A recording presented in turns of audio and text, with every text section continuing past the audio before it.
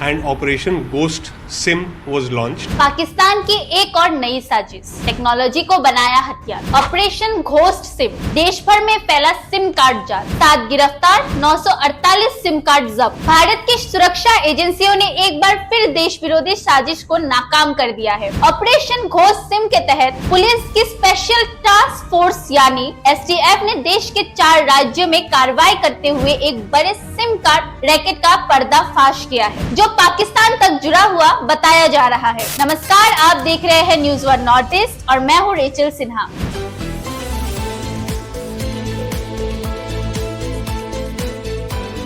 इस ऑपरेशन की शुरुआत हुई गजराज मिलिट्री इंटेलिजेंस की उस खुफिया सूचना से, जिसमें पाया गया कि कुछ लोग भारतीय मोबाइल नंबर से जुड़े OTPs पाकिस्तान भेज रहे थे। इन OTPs का इस्तेमाल कर भारतीय WhatsApp अकाउंट बनाए जा रहे थे, ताकि उन्हें भारत का स्थानीय नंबर दर्शाकर देश विरोधी गतिविधियों में प्रयोग किया जा सके। इस इनपुट के बाद सबसे पहले स्पेशल ब्रांच और फिर STF हरकत में आई। कई दिनों की तकनीकी निगरानी और विश्लेषण के बाद 14 मई को मामला दर्ज हुआ और ऑपरेशन घोस्ट सिम लॉन्च किया गया। 16 मई से लेकर अब तक 7 लोगों को गिरफ्तार किया जा चुका है। इनमें से कुछ को राजस्थान के भरतपुर और अलवर से पकड़ा गया। एक आरोपी तेलंगाना के संगारेड्डी से, एक को गुजरात एयरपोर्ट से तब पकड़ा गया जब वो 948 सिम कार्ड्स को अवैध रूप से देश से बाहर ले जाने की कोशिश कर रहा था। एक और आरोपी दिल्ली एयरपोर्ट से पकड़ा गया। वो पहले ही फ्लाइट में सवार हो चुका था, लेकिन STF के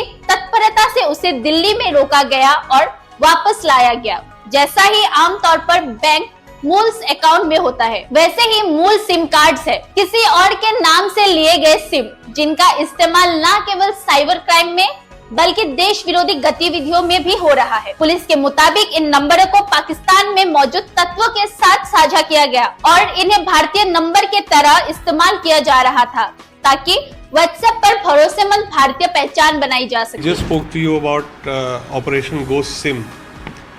We got intelligence from the first input from Gajraj Military Intelligence that they had stumbled on a number of people who were sending across OTPs to people in Pakistan to be used to set up Indian WhatsApp accounts with Indian WhatsApp numbers.